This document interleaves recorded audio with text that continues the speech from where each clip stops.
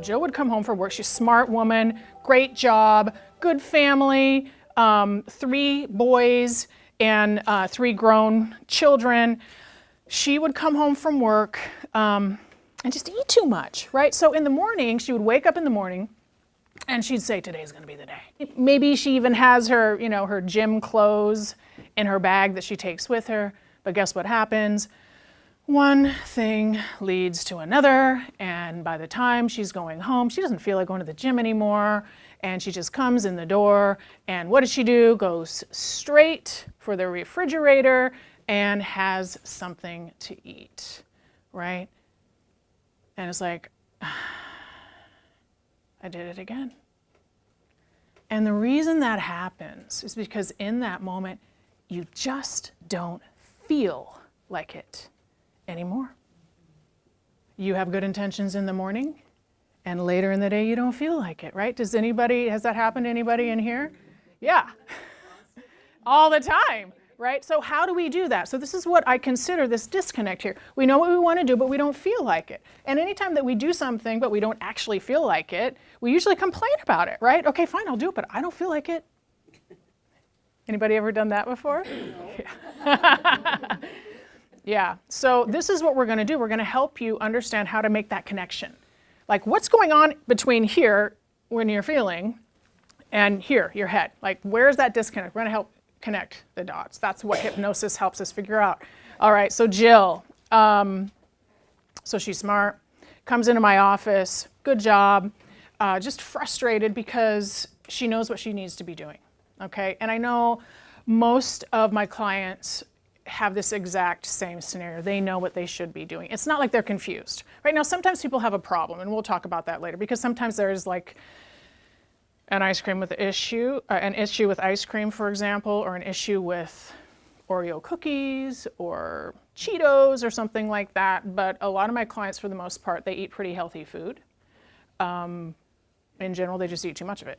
That's kind of what's happening. And so that's why we're going to figure out only eat when you are actually hungry. That's right. So Jill comes in, she sits down, and she's frustrated and upset because you know what? She's successful in almost every other area of her life.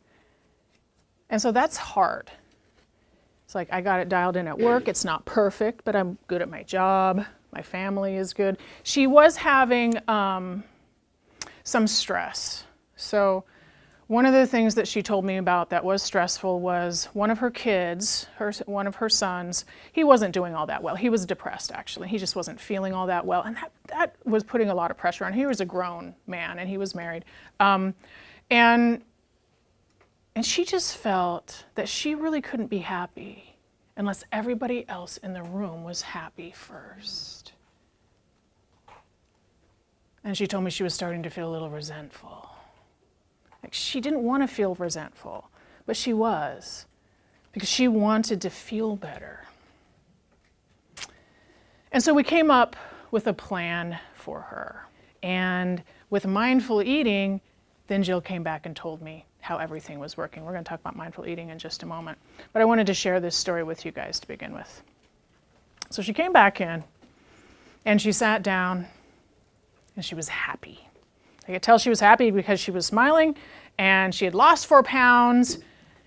And so I asked her what I always ask my clients when they come in, what worked for you this week? And she said, you know what? I didn't realize how much food I was actually eating. I mean, I thought I was eating healthy, but I was just eating way too much.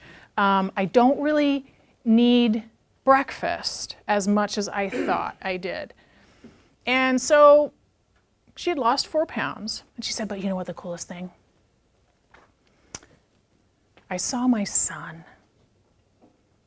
And he said to me, Mom, what's going on with you? You seem so happy. And she smiled. You see, her happiness was having a positive impact on everyone else in her life. Because she started focusing on what was making her feel better, Her relationship with her husband improved. It was good, but you know what? She told me they started acting like kids again. They were having date night again, and they were having fun in their relationship. And so she told me she was just really surprised that when she started getting happier, it improved everybody's life around her, not just her. You know, when mom's happy or dad's happy, everybody else is happy, right? So I want to ask you guys something. Who here loves to see their kids happy if you have kids? Yeah. How about your spouse? You like to see your spouse happy if you have a spouse? Yeah. How about your friends? You like to see your friends happy? Okay. How about your mom? You like to see your mom happy? Do you think your kids want to see you happy? Yeah. Keep that in mind. Because for Jill, what she realized was that, yeah, her son was stressed out, but when he saw her happy, it alleviated some of his stress. And he wasn't as stressed anymore. And so he felt better. All right? So I want you guys to recognize how important it is to do some things for you so that you feel good, and it's going to uplift everyone else in your universe. Okay?